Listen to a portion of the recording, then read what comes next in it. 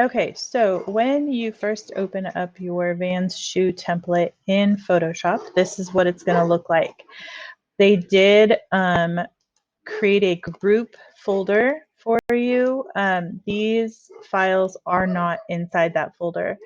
So it should look like this when you first open it up. This group does not close because there's nothing in here.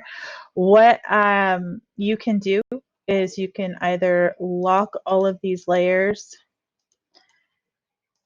and make them uneditable so you can't do anything to them, and then use this for your work, and you would create a layer inside of that group and work on those layers.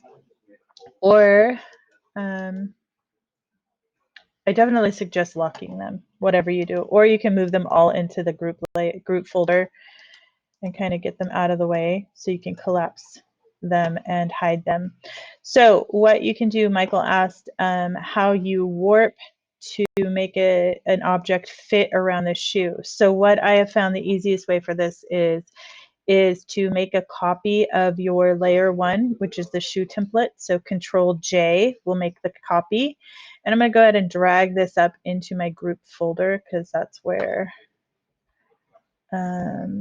actually that work is in the group folder already. So I'm going to collapse that. So this is independent all by itself. So what I'm going to do is use my magic wand tool and make a selection of my shoe.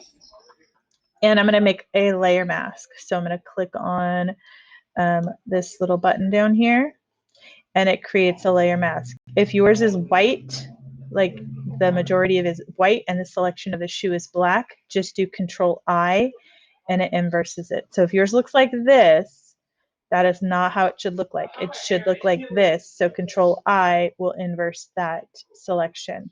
Okay, so to put an image on your shoe and warp it, I'm going to go ahead and go to File, Place Embedded, and find the picture that I want to use. I think it's this one.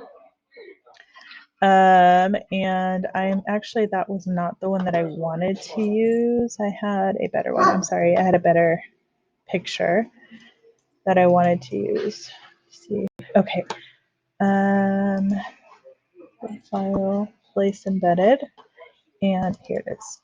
Okay, so let's say I wanted to make my shoes mango. Okay, so I want my image layer to be on top of my shoe, and I'm going to use the move tool and Control T, the transform tool, to place it how I think it should look on a shoe.